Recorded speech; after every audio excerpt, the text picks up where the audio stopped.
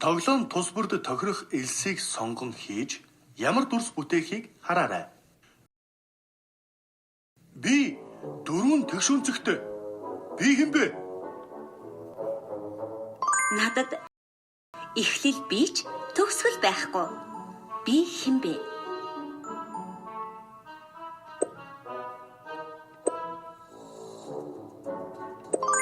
Надад эхлэл төгсгөлийн цэг бий.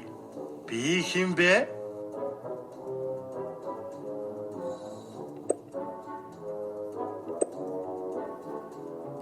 Надад дор хаяж 3 орой бий. Би хэн бэ?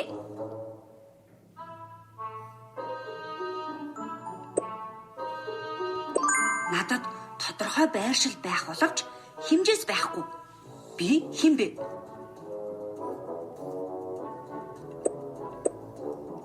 Надад дөрвөн тэгшүүнцэг, дөрвөн тэнцэн урттай тал бий. Би хэн бэ?